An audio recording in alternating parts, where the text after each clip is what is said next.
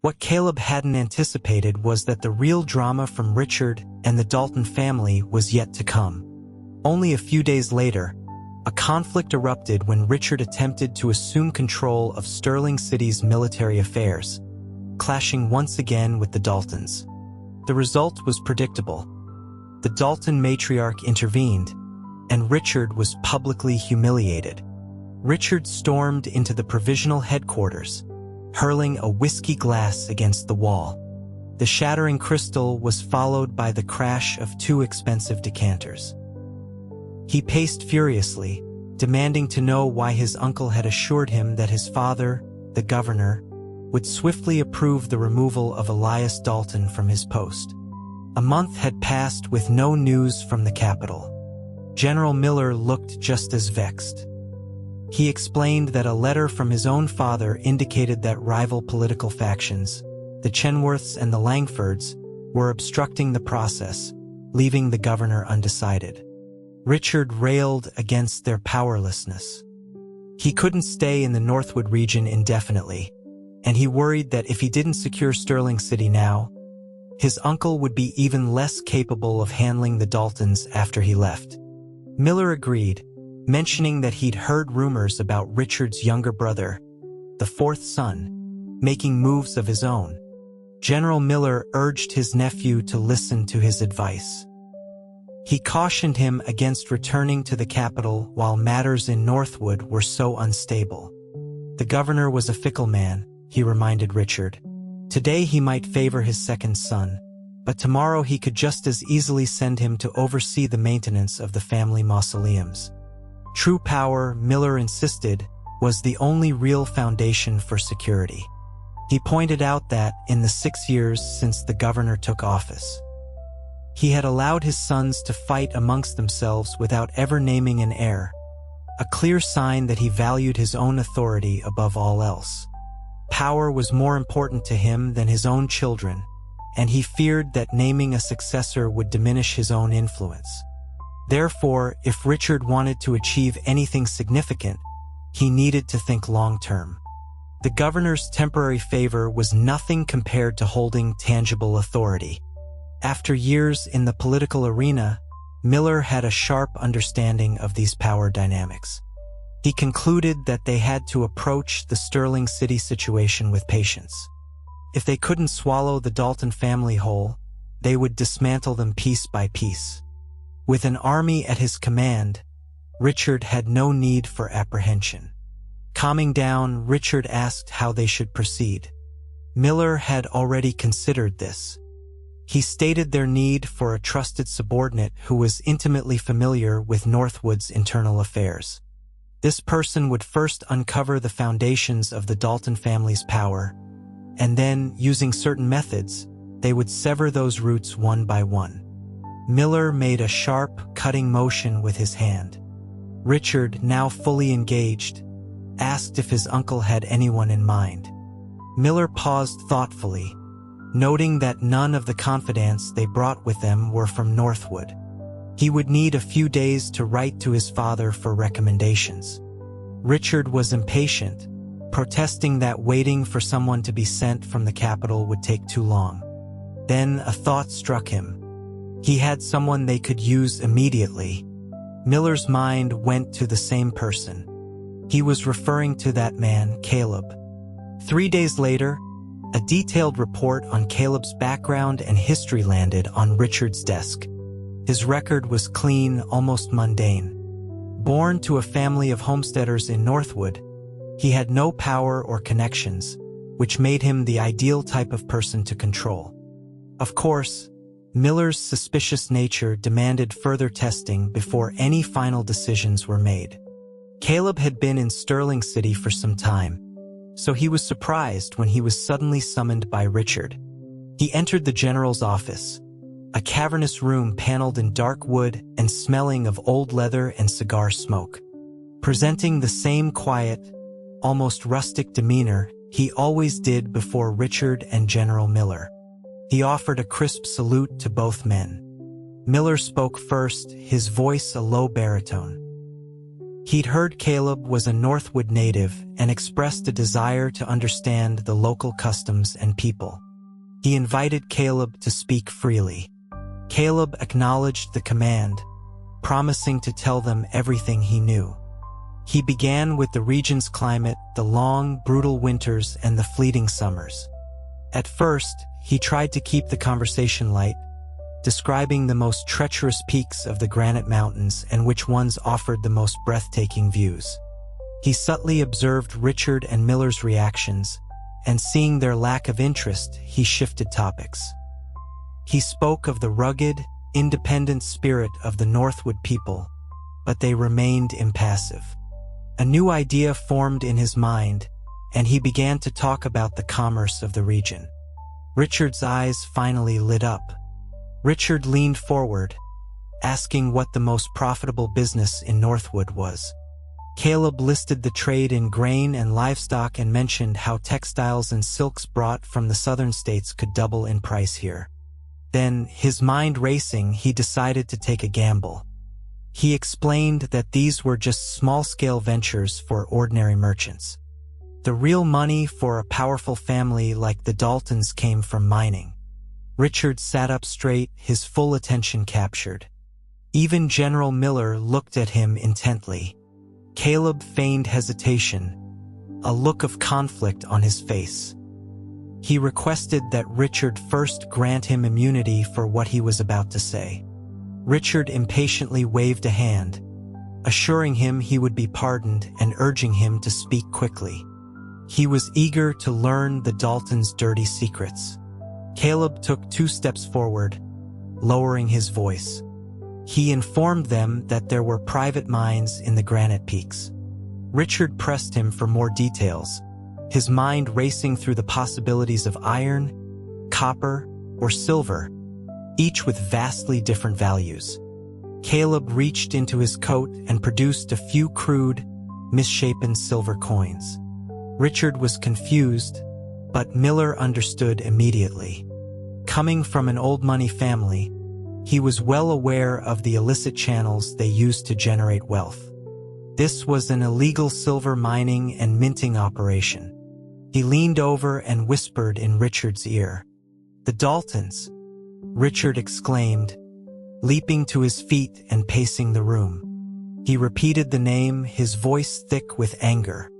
They already controlled the most fertile land in the region, the Crimson Plains, yet their greed drove them to secretly mine silver.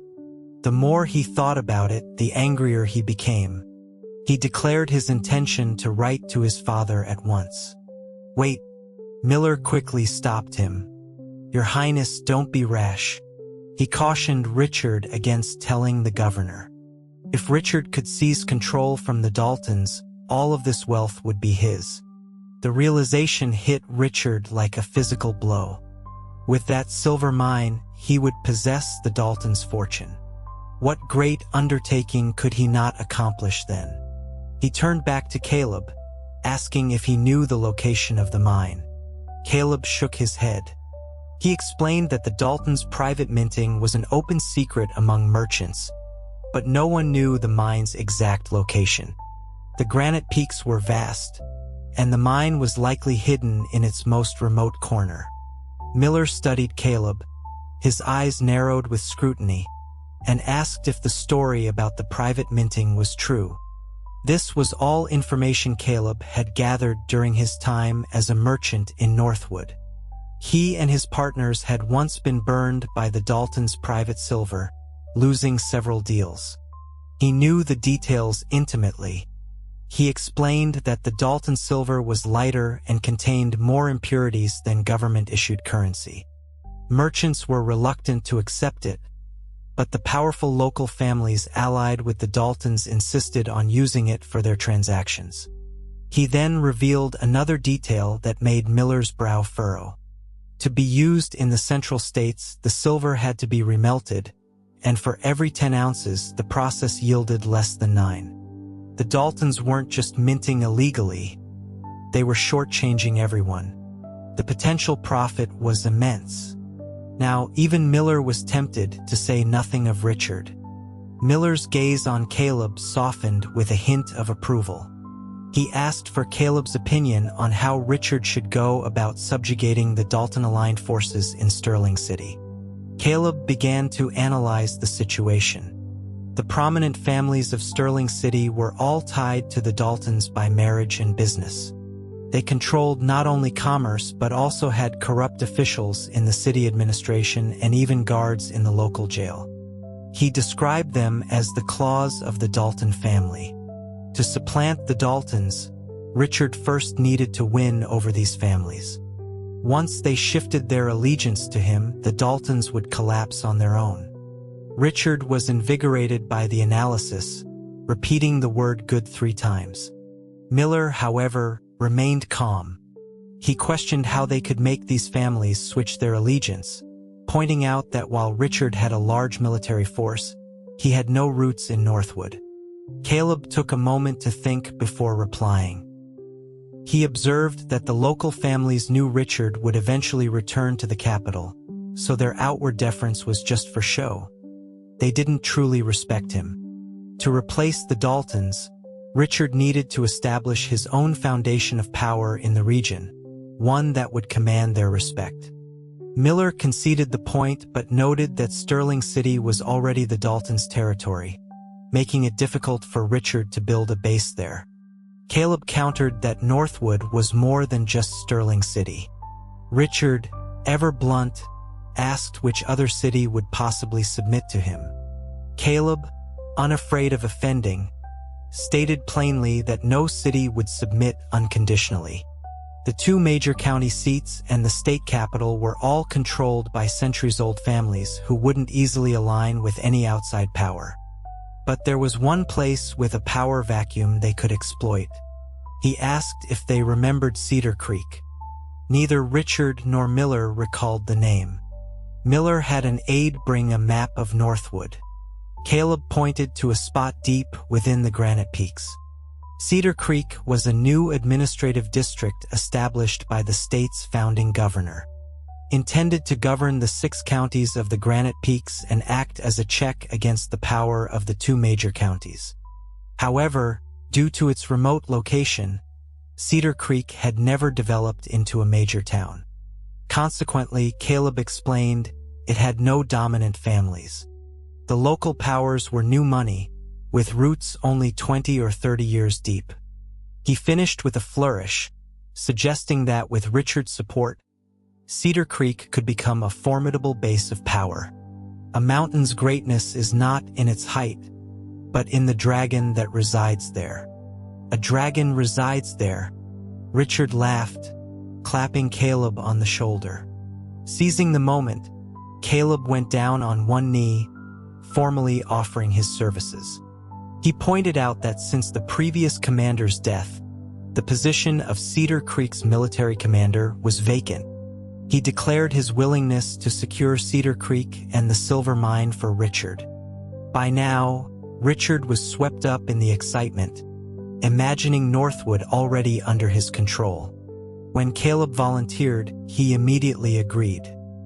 He promised Caleb the post of commander of Cedar Creek and ordered him to secure it as quickly as possible.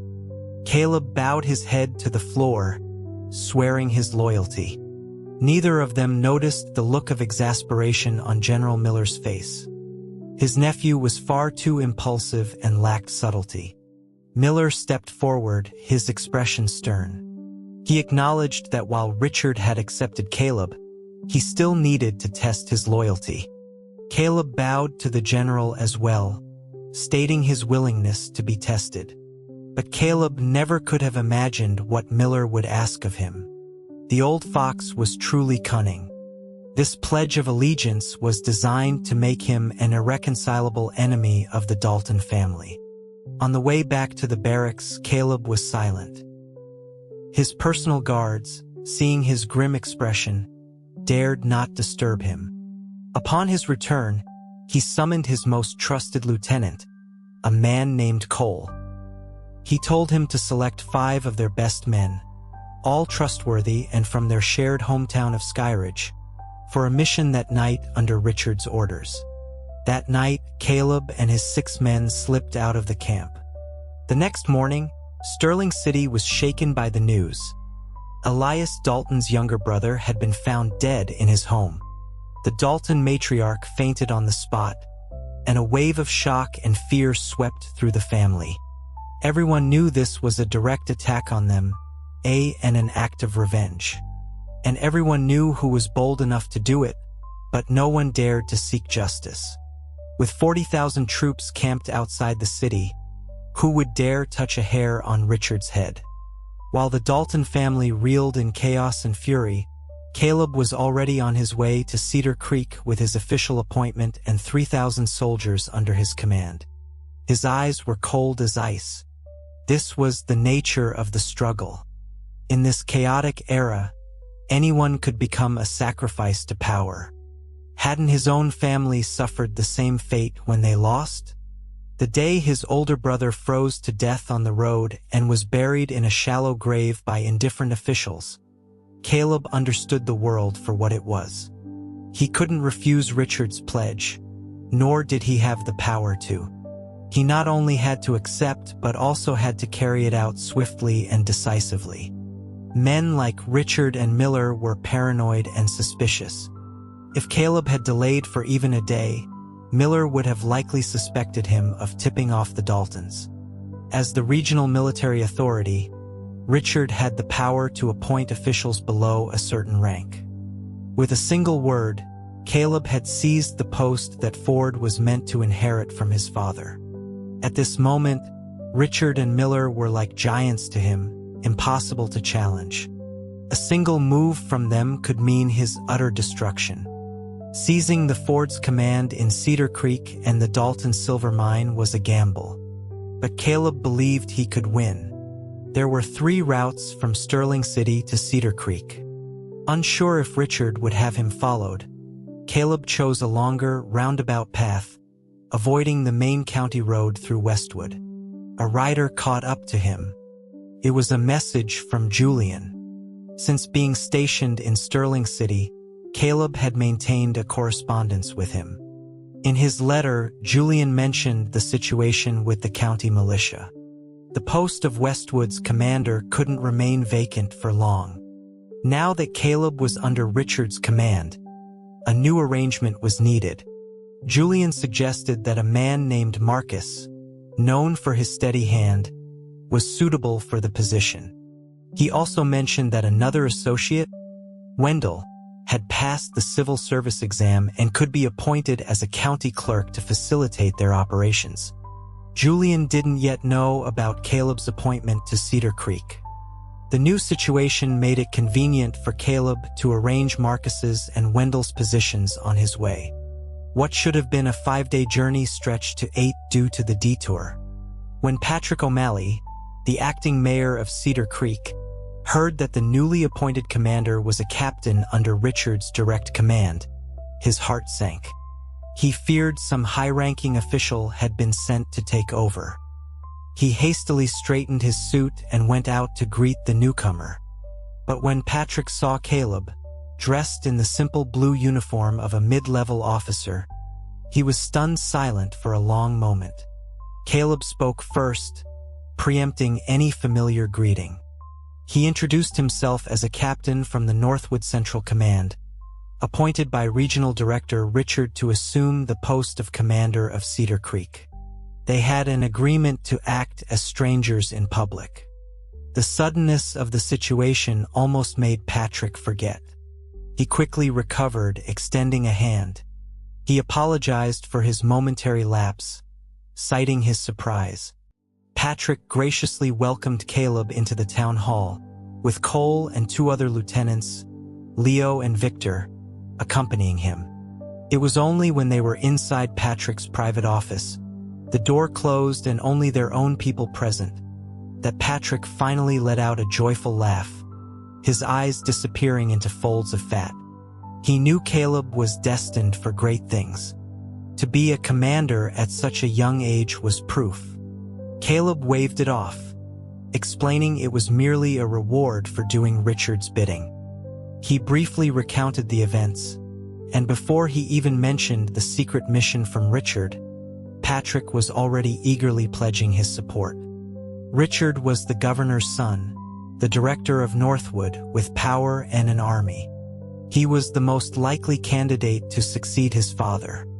The thought of the rewards that would come from backing the winning horse made Patrick grin from ear to ear. Of course, Patrick knew his place. He immediately adjusted his form of address. He assured Commander Caleb that he only needed to give his orders, and they would be followed without question. His aide, Mr. Moss, personally served Caleb a cup of expensive, fragrant green tea. Caleb took a sip and set the cup down. He wanted to use Richard's influence to gain complete control of Cedar Creek's 6 counties. Patrick's smile vanished as he listened intently. Cedar Creek and Westwood were their power base. They couldn't just hand them over to Richard. It would require some maneuvering. Patrick's shrewd little eyes glinted with calculation. He assured Caleb not to worry. He had already brought the local magnates of Cedar Creek to heel. If anyone dared to bypass them and approach Richard directly, Patrick snorted. With both military and civil power in their hands, crushing a small local family would be as easy as crushing an ant. Caleb stated that according to regulations, he was still short 6,000 men for his command. He produced a list detailing the required troops and supplies. To control the 6 counties, they needed a substantial force. Patrick had Mr. Moss take notes, promising that recruitment would begin the next day. With Caleb's promotion to commander, his subordinate officers also needed new assignments. He promoted Cole to the rank of lieutenant and Leo and Victor to second lieutenants. As for the vacancies in Westwood, Marcus would become commander and Wendell, with his new credentials, would be the clerk.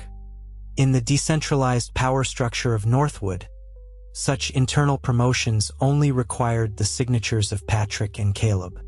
Caleb had also listed candidates for the command positions in the other 5 counties.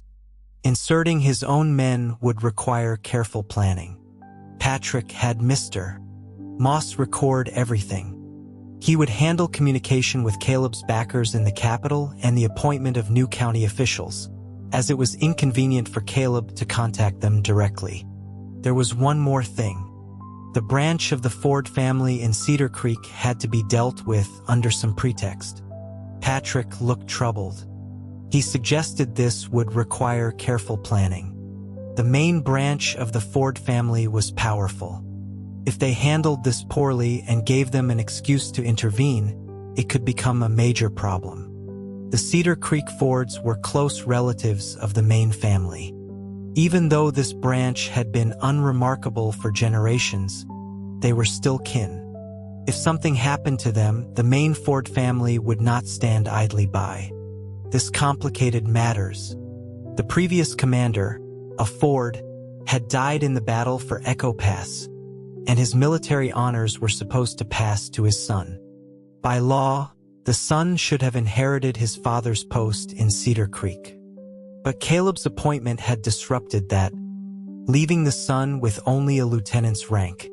The feud between Caleb and the Cedar Creek Fords was now unavoidable. Whether Caleb acted or not, they would not let the matter rest. Caleb asked how many people were in the Cedar Creek Ford family. Patrick, unsure of Caleb's intentions, cautiously replied that the family hadn't split, numbering over 70 people. He would have Mr. Moss deliver a detailed list later.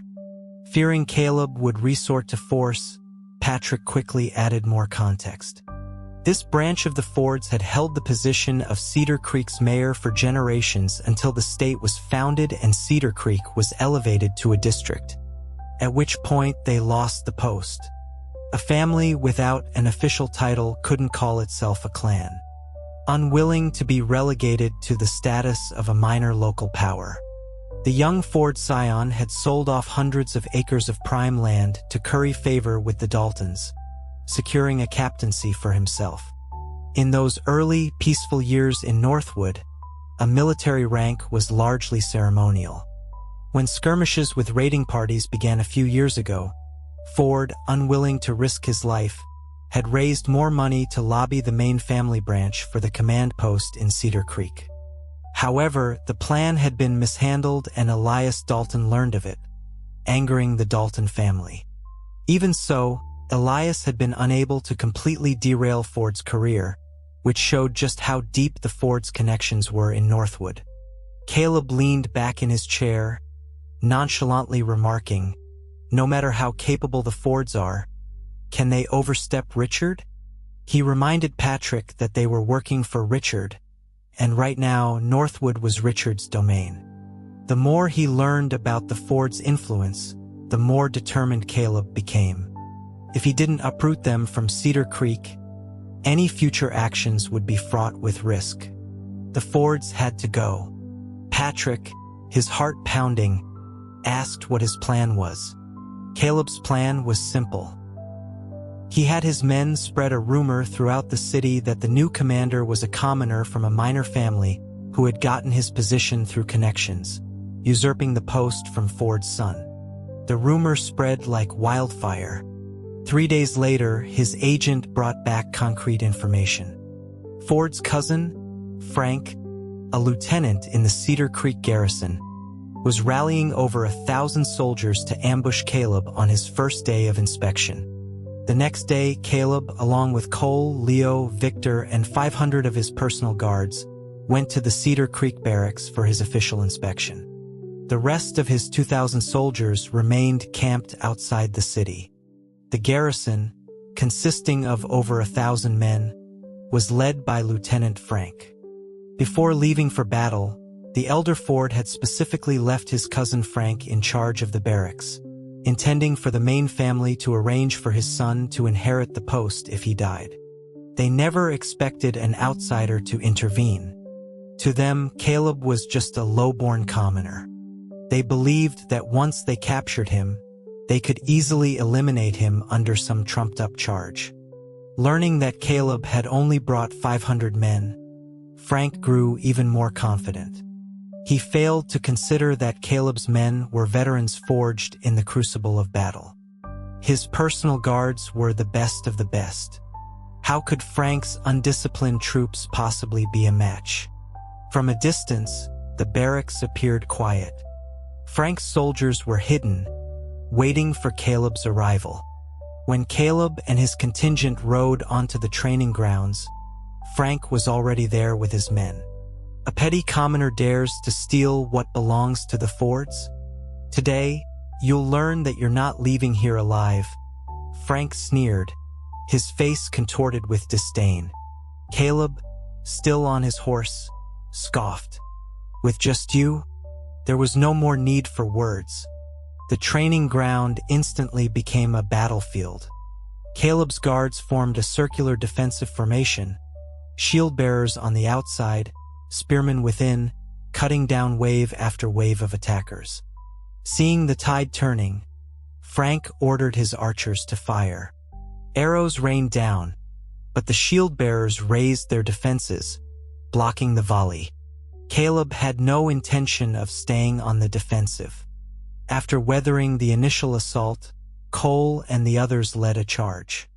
Caleb's guards, built like powerful bulls, charged into the fray, felling a man with every blow. The Cedar Creek garrison dissolved into chaos. Only then did Frank panic. These officers, who had gotten their positions through family connections, had never seen real combat. They were no match for the presence of a professional army. Just as Frank tried to flee, a man named Gunnar, now a captain, spurred his horse forward, seized Frank, and snapped both his arms with a swift twist. Frank's screams echoed through the barracks. His face contorted in agony. He was thrown like a sack of grain at Caleb's feet. With their leader captured, the remaining soldiers scattered. The slower ones were rounded up and tied together. Caleb stood with his hands behind his back, looking down impassively at Frank. "Do you know what I hate most about you people?" he asked. Frank whimpered, begging for mercy. "I hate your arrogance," Caleb said with a cold smile. "In my eyes, you're nothing but parasites. The idea that people are born into different classes is the most ridiculous thing I've ever heard in 2 lifetimes." Frank's eyes filled with terror. He realized he was dealing with someone who didn't fear the established families, someone who didn't care for the rules of the world. This was a madman. "Take him away," Caleb ordered. Military justice. The news that the new commander had executed Frank on his first day spread through Cedar Creek like wildfire. The common folk treated it as gossip, but the local elite were stunned. In this era, society was stratified. The gap between the old money, the new money, and the common folk was an insurmountable barrier. The upper class could determine the fate of the lower, and the lower could not challenge the upper. This had been the rule for nearly 1,000 years. The new commander, a man of humble origins, had dared to kill a member of the Ford family upon his arrival. It was an act of rebellion, a grave transgression. The next day, the Cedar Creek Fords gathered several hundred of their private guards and surrounded the town hall. Dressed in mourning clothes, they wept and wailed, threatening that if Mayor Patrick didn't arrest Caleb, they would hold him responsible. "Where is Commander Caleb? Why isn't he here yet?" Patrick paced anxiously, sweat beading on his forehead. As the Ford family's protest grew more intense, a sudden gasp went through the crowd of onlookers, who quickly parted. A column of armored soldiers, numbering over 1,000, marched down the street, armed with clubs. Without a word, they charged. The Ford's hired muscle was no match for soldiers who had seen battle. The area in front of the town hall filled with cries of pain. Leo, mounted on his horse, watched coldly. The commander's orders are not to strike the head. Just break their arms and legs. Other soldiers rounded up the Ford family members, men, women, and children, tying them up with ropes. Even bound, the Fords remained defiant. "Lowly dogs, lawless thugs," one shouted. "I've already sent word to the main family. You dare touch a hair on our heads, and I swear you'll all die," another screamed at Patrick. "As mayor, you condone this commoner's rebellion. The main family will see you ruined for this." Caleb arrived on horseback with a dozen guards, his approach unhurried. "What's this? Is the Ford family planning to lead an army to attack Cedar Creek?" he asked calmly. The young man who had been shouting the loudest was momentarily silenced. A middle-aged man next to him yelled, "Are you Caleb? You wretched commoner! How dare you murder a member of my family? We will take this to the highest court and have you torn to pieces."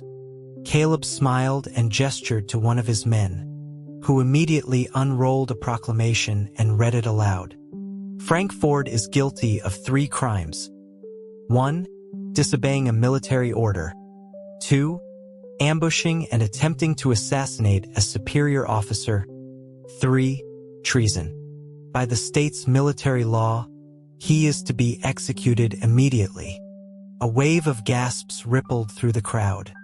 "Impossible! You fabricated this," the man shouted.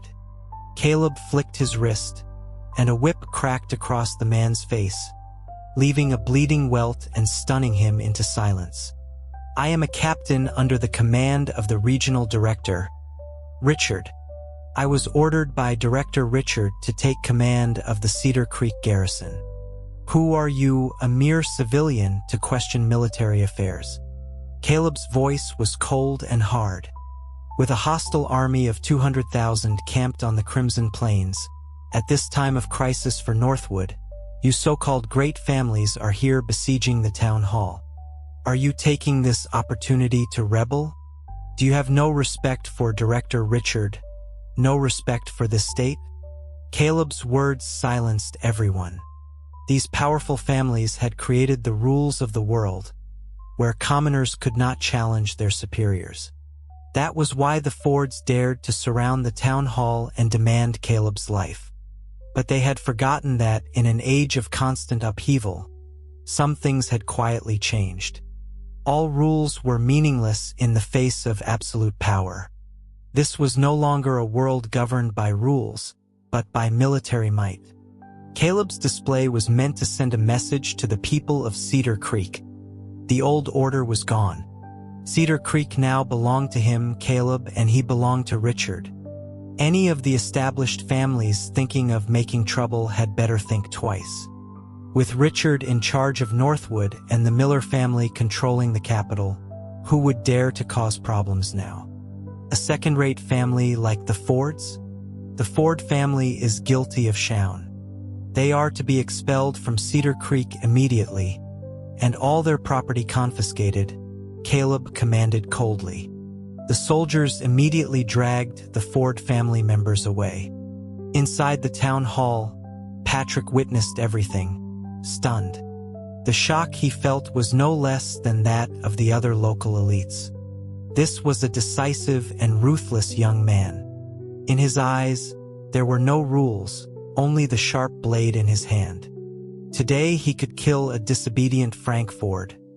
Tomorrow he could kill anyone who defied him. Caleb's goal in taking control of Cedar Creek wasn't just to make people obey him on the surface, but to fear him to their very core. Caleb took full command of the Cedar Creek garrison, spending half a month reorganizing its affairs while recruitment proceeded at a rapid pace. He purged the rolls of wealthy families who had paid to avoid service, making it clear that no one would be exempt. His goal was to increase his force to 10,000 and then gradually take control of the other 5 counties under Cedar Creek's jurisdiction. One day, a guard reported that an old friend had come to visit. Caleb was bare-chested, sparring with Cole, and wondered if it was someone from his benefactors in the capital. A few days earlier, a reply had arrived from them. 2 of their associates, men who had passed the bar, were already on their way to Cedar Creek, their transfer papers prepared. As soon as they arrived, they would take over the administration of 2 other counties. One of Caleb's men quickly helped him into his uniform.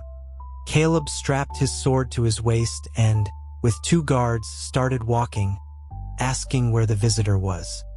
The guard respectfully replied that he was waiting by the stream outside the camp.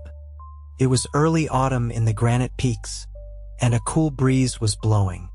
The ground was littered with fallen leaves from the aspens and maples. Lost in thought, Caleb crunched through the dry leaves towards the stream. "Commander!" It was Marcus, his face lit with excitement. So visitors from Westwood had arrived. Why was Marcus here? Caleb's gaze shifted past him, towards the stream in the woods. A figure in a simple gray coat stood with his hands behind his back. His sharp, almond-shaped eyes calmly surveyed the red and gold leaves, his posture as serene as a figure in an ink painting. It was a familiar silhouette that haunted Caleb's dreams. In that moment, nothing else existed for him. He raised a hand, dismissing his men. Marcus understood perfectly and led the other soldiers out of the woods to stand guard. Hearing the footsteps behind him, Julian turned around.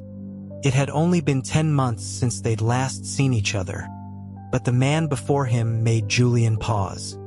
It wasn't just that Caleb was tanner, taller, and more muscular. It was the aura around him, like that of a powerful tiger in its prime, sharp and imposing.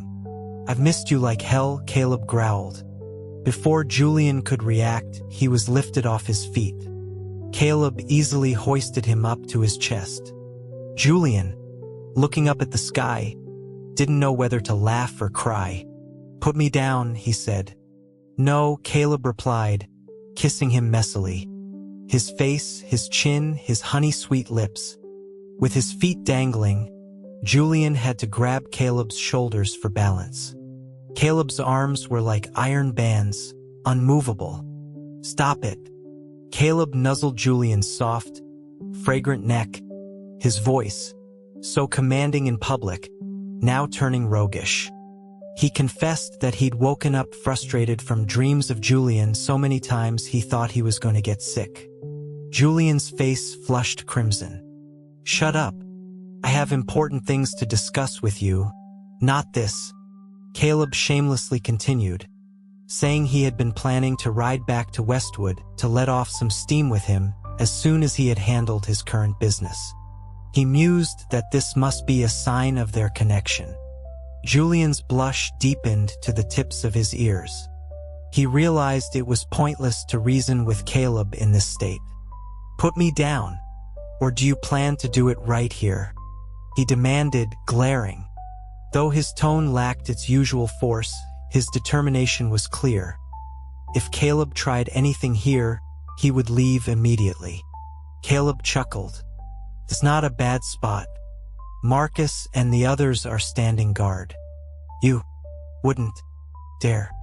Julian gritted out, pinching Caleb's cheek.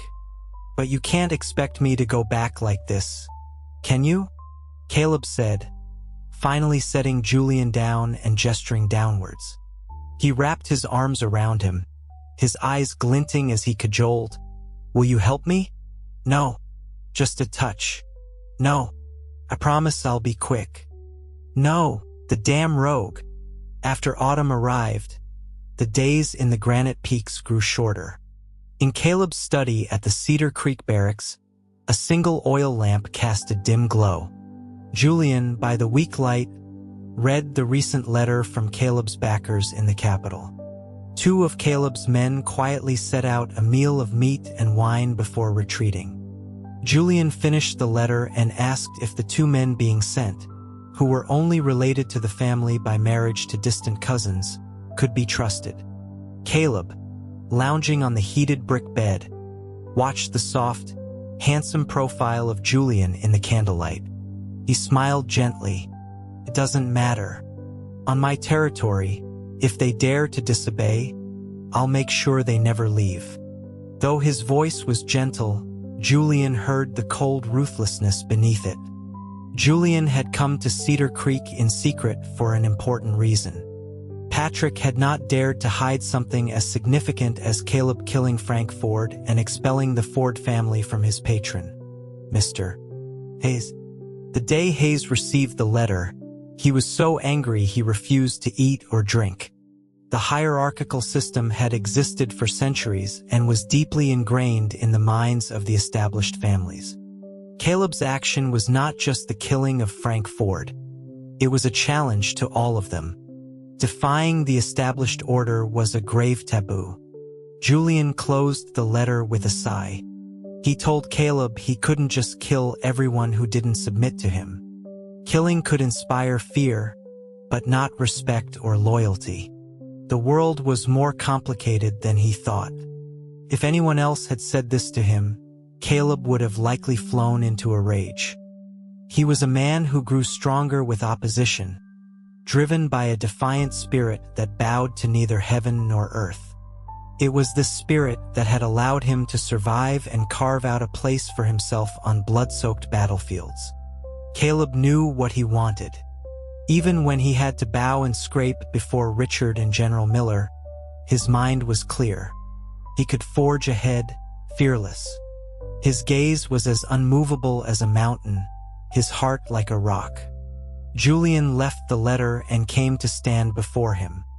He acknowledged Caleb's intelligence and strategic mind, but reminded him that the established families had been entrenched for centuries, their relationships a tangled web. Countless rulers throughout history had tried and failed to uproot them. He explained seriously that this was because the class system was the very bone and marrow of their existence. By challenging it, Caleb was attacking the foundation upon which they all stood, and they would unite to destroy him. Conflicts between the families were mere flesh wounds, but attacking the system itself was an existential threat. Caleb's dark pupils seemed to flicker with an inner light. Julian sat on the edge of the bed and continued. He described the unwritten laws. The highest-ranking families could kill without consequence. Mid-ranking families could kill, and the law would investigate but not prosecute. Lower-ranking families could kill, and the law would prosecute but not convict. And this was only for conflicts among the elite. The top-tier families held the power of life and death over the common people. It was their privilege. Caleb's eyes narrowed. Not only that, Julian added, but the number of great families was fixed, recorded in official registers for generations. The ranking among them might change, but a commoner could never become one of them. The world was divided into classes. The top was composed of nobility and great clans who held honorary positions. The middle consisted of minor gentry, free citizens, and merchants. The lowest were indentured soldiers, craftsmen, and tenant farmers, all considered of a lower caste. Julian gave a cynical smile. As for slaves, they weren't even on the scale. They were treated like livestock. Hearing this, Caleb laughed, a wild, unrestrained sound. He pulled Julian over to the table and poured him a glass of strong liquor. He told Julian he had a saying he wondered if a man of his breeding had ever heard.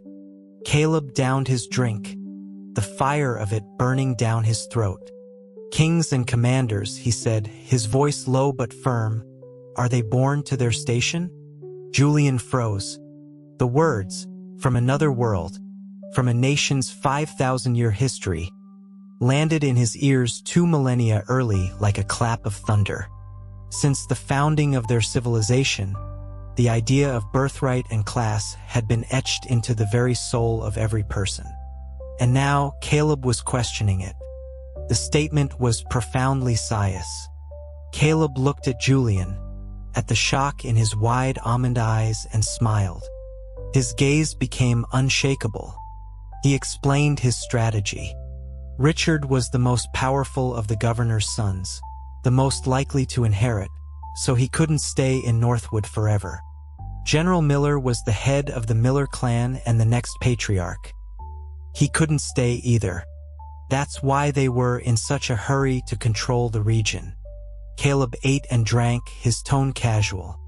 Sterling City was checked by the Daltons, Rockbridge was checked by the O'Malleys, and Dayton was checked by the Fords. These powerful Northwood families were not easily tamed. They would never meekly submit to Richard.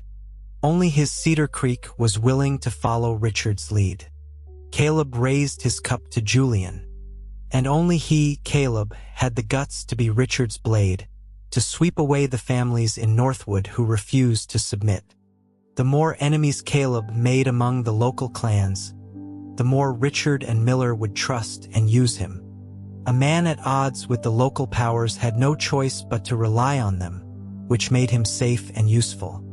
But Caleb knew it was a double-edged sword. If he failed, he would be cast aside, a scapegoat to appease the anger of the very families he was fighting. He knew all of this, and after careful consideration, he had still chosen this path. Julian's crystal-clear eyes stared at Caleb, unblinking. He thought he knew this man, but at this moment, he seemed both a stranger and unfathomably deep. He was no longer the wild boy from the mountains who would proudly present his catch to the one he admired. This was a man of profound strategy and ambition, a man who now wielded power. Shaken, Julian downed his drink. He rarely drank, but now he needed the alcohol to mask the turmoil in his heart. "I promise I'll be more cautious from now on," Caleb said, placing a piece of meat on Julian's rice. "I'll avoid conflict whenever possible. First, eat. The food's getting cold." Julian ate slowly, chewing thoughtfully. He advised that consolidating control over the remaining 5 counties of Cedar Creek would require a long-term plan. Unsuitable people could be promoted or transferred out. Troublesome local leaders could be suppressed or coerced. He urged Caleb not to resort to annihilation unless absolutely necessary. Caleb grinned, promising that by next spring, he would have Cedar Creek completely stabilized, at which point he would bring Julian over to manage things. He refilled Julian's cup and served him more food, admitting that he wasn't suited for intricate plotting. When he couldn't think his way through a problem, he used his fists. If Julian were there, he would do whatever he said. After the meal, Caleb had a tub of hot water prepared in the inner room for Julian. He even helped him undress, his intentions obvious. Julian, exasperated, shooed him out, knowing Caleb was aware of his modesty and wouldn't push too hard. When Julian emerged from the inner room in a thin robe, he was immediately swept up into Caleb's arms.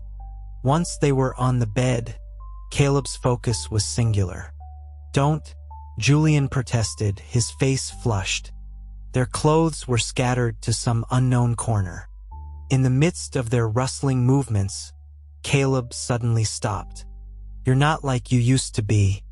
Back in Westwood, Julian had taken Deerblood supplements daily to build his strength.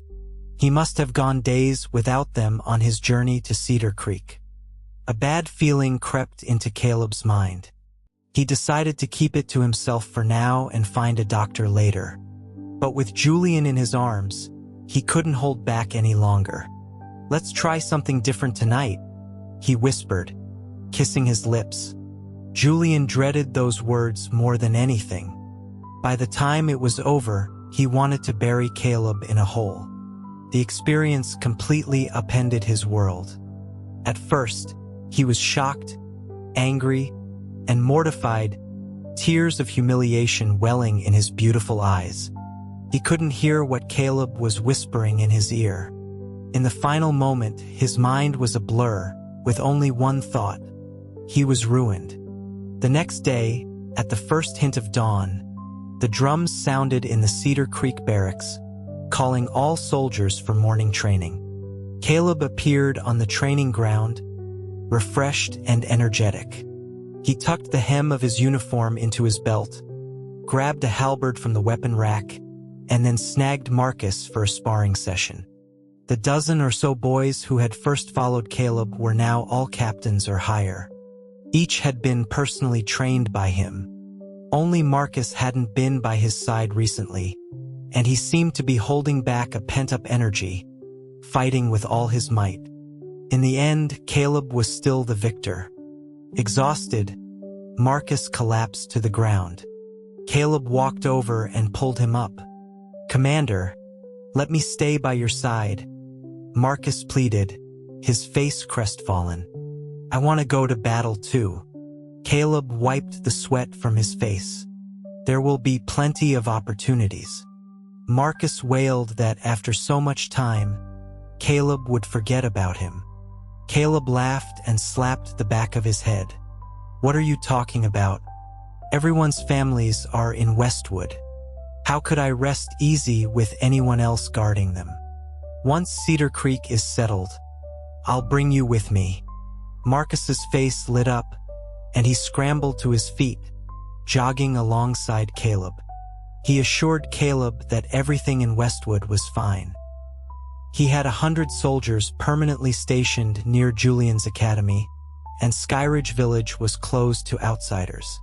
He would notify Caleb at the first sign of trouble. Julian slept until noon, waking up sore all over. The first thing he saw was the culprit. Caleb was lying on his side next to him, fully dressed, reading a book. Without a word, Julian grabbed a book and threw it at him. "Trying to murder your husband?" Caleb said with a grin, not even flinching as the book bounced off his head. Remembering how he had been tossed and turned all night, Julian was filled with rage. He kicked out, but Caleb dodged. He kicked again. The shameless rogue had even forced him to say those lewd things. The memory alone made him burn with shame. Hey, don't kick there. If you break it, I'll have to rely on my five-fingered friend," Caleb yelped, grabbing Julian's fair foot and refusing to let go. Julian paused, confused, then realization dawned, and his ears turned crimson. It was this easily flustered nature that made him so irresistible. Caleb took the opportunity to kiss his instep. Julian snatched his foot back as if electrocuted, hiding it under the blankets. This only fueled Caleb's desire. He pounced, playfully wrestling with him. The saying absence makes the heart grow fonder was true. For the rest of the day, Caleb stuck to him like glue, and the nights were even more shameless. Unable to stay long, Julian and his party prepared to return to Westwood on the third day. Before leaving, he gave Caleb 30,000 silver dollars in banknotes. He advised him to be generous with his superiors, noting that while the high-ranking generals from the capital might not care for the amount, the gesture was important. They likely wouldn't quibble with a boy from the backwoods. Julian's tone was teasing. Caleb laughed heartily, agreeing that he was just a wild boy from the backwoods. He personally held the reins of Julian's horse as they walked side by side on a forest path. Julian gazed at the yellow and red leaves, a flicker of worry in his eyes. He warned Caleb that he would have to go to General Miller personally to explain the matter of Frank Ford. Men in high positions were suspicious, and if he didn't clear the air, their doubts would fester and become a real problem over time. Caleb put an arm around his shoulder. "I will. Don't worry," he said, then sighed. "Damn it, I don't want to let you go back." Julian rolled his eyes, swung himself onto his horse. Marcus and the others, who had been waiting at a distance, quickly mounted as well. Caleb stood with his hands behind his back, his eyes fixed on the man he loved. "I'll come for you in the spring," he promised. Julian nodded. He was about to ride off but couldn't help offering one last piece of advice. He stressed that General Miller's trust was more important than Richard's. Richard was nothing without the Miller family. Dealing with an old fox like him required patience, a slow and steady approach. Caleb smiled. "I will. Give my regards to your grandmother and my parents when you get back." Julian looked at Caleb, his almond eyes as clear and bright as melted snow. "Take care," he said, then spurred his horse into a run. Marcus and the others followed. Caleb watched until their figures disappeared down the winding path, until the sound of hoofbeats faded. Only then did he turn back, sighing and tapping his forehead. "My soul is gone with him."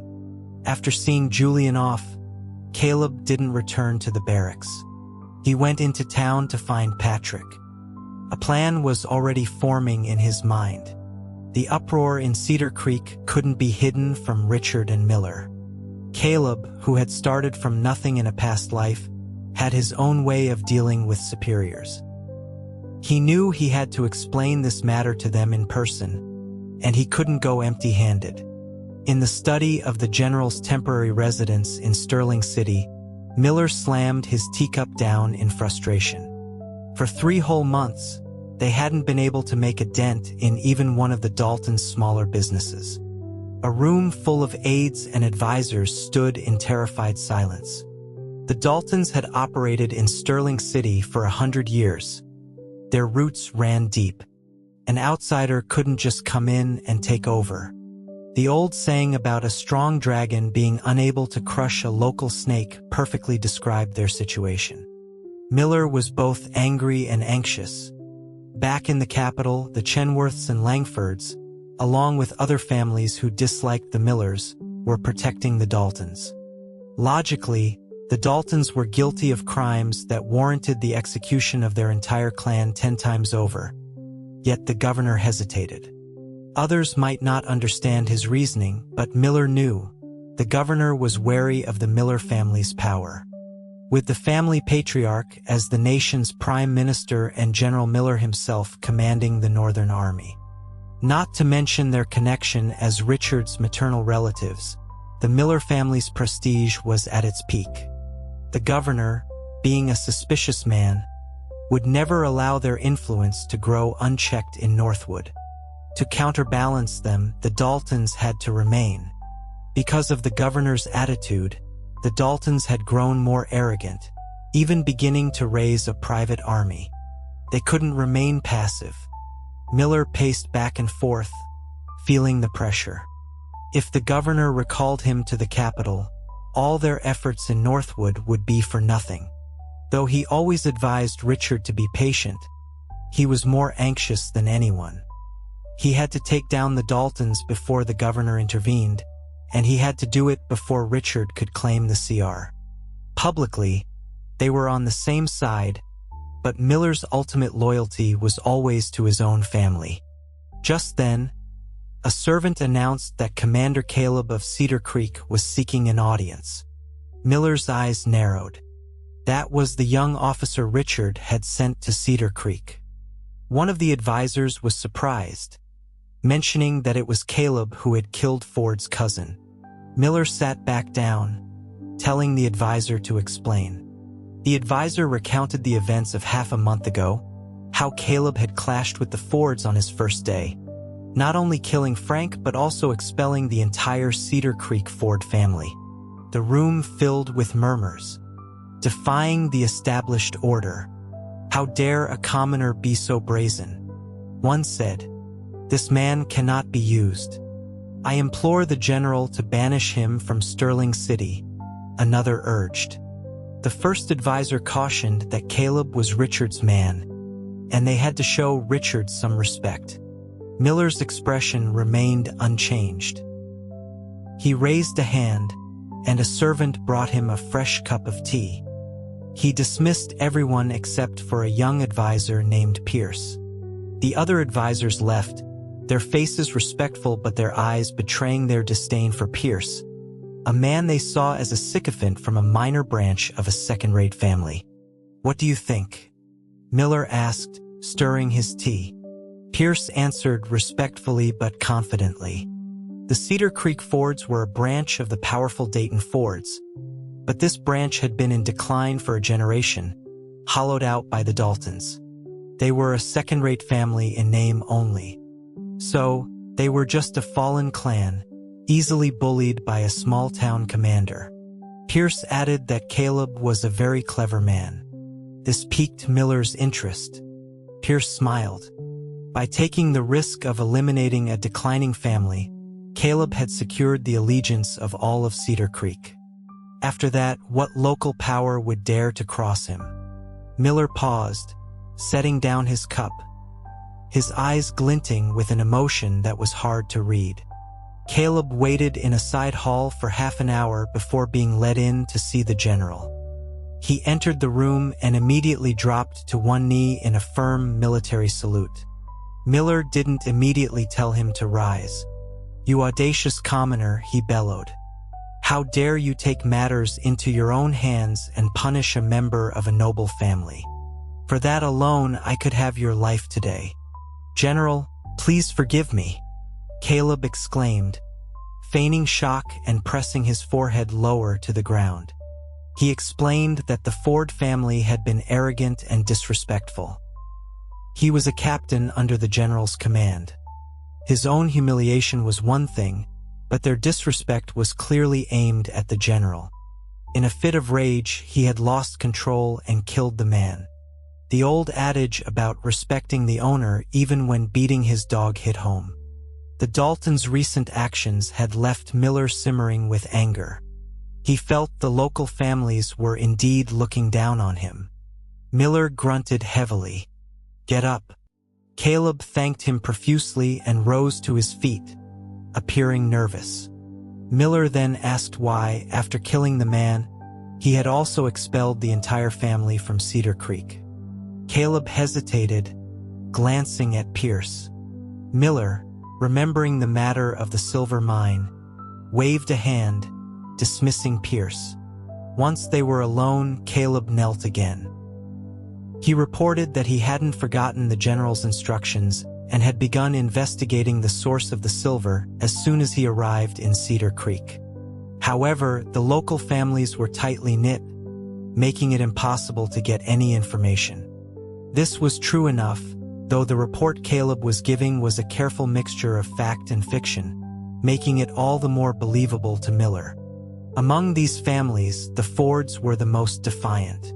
Without breaking their hold, it was impossible to make any headway. So, after accidentally killing Frank, he had decided to go all the way and remove them completely. Miller's expression sharpened. "Have you found anything?" Caleb reported that he had some leads. Rumors pointed to the northern area of the Granite Peaks, and he was planning to take men to verify them. "Good, good." Miller nodded repeatedly. Then his tone shifted. "Have you been to see Richard?" Caleb lowered his head. "Not yet. I am an officer under the general's command. It is proper for me to report to the general first." A flicker of satisfaction appeared in Miller's eyes. "Sit down. What are you still kneeling for?"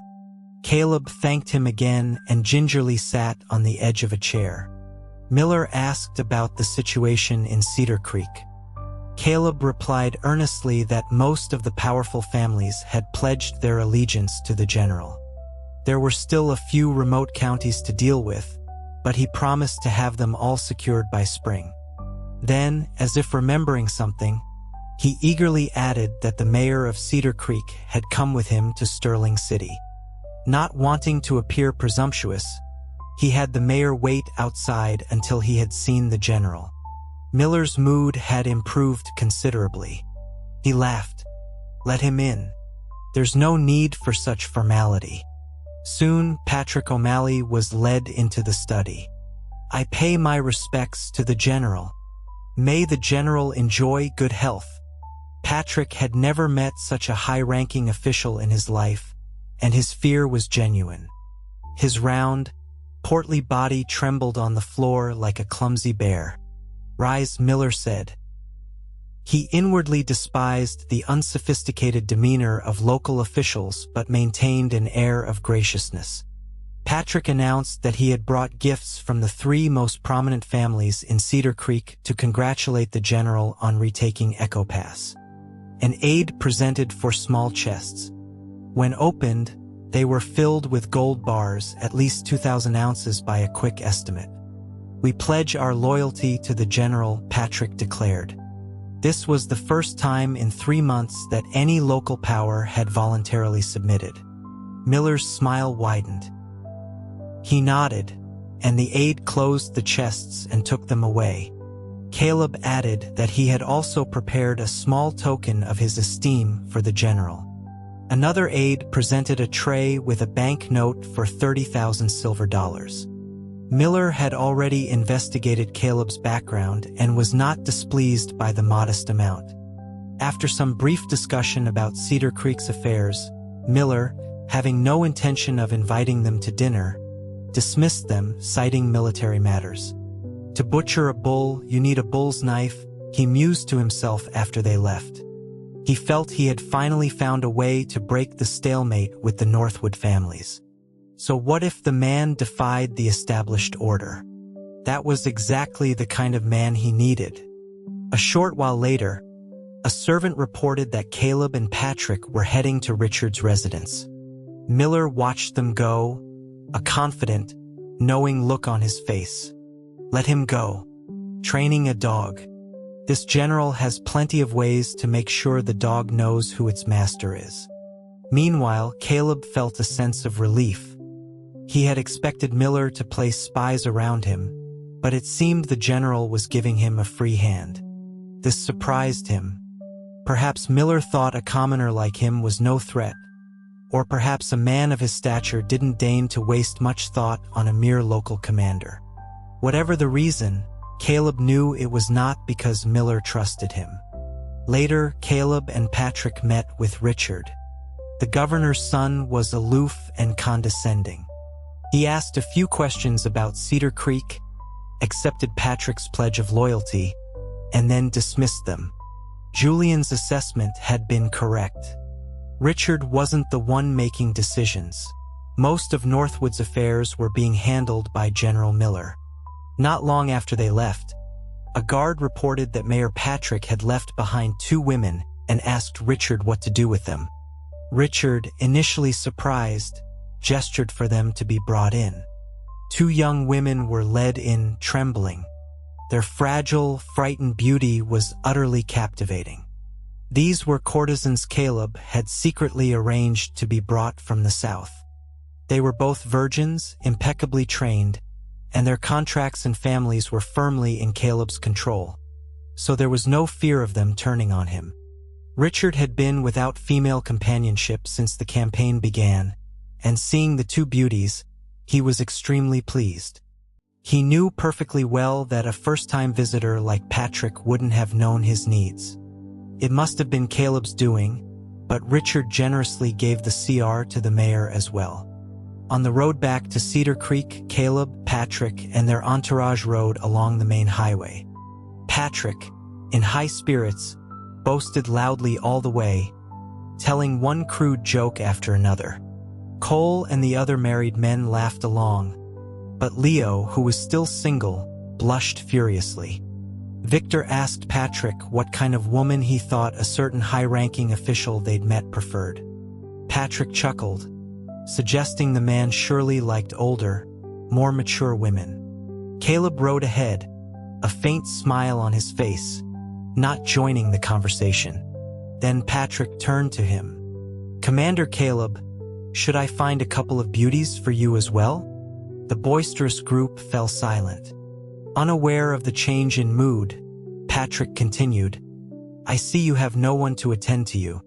With your status, you'll surely marry a high-born lady someday. But why not take a couple of concubines for now? I'm sure your future wife would understand." Caleb chuckled. "No, thank you. I'd rather not die young." He knew that if Patrick actually sent him 2 women, Julian would flay him alive. "What? Are you already engaged?" Patrick asked, noticing the look on Caleb's face. Cole and Leo exchanged glances. Having been with Caleb for a long time, they had picked up on certain things, but they knew better than to ever speak of them.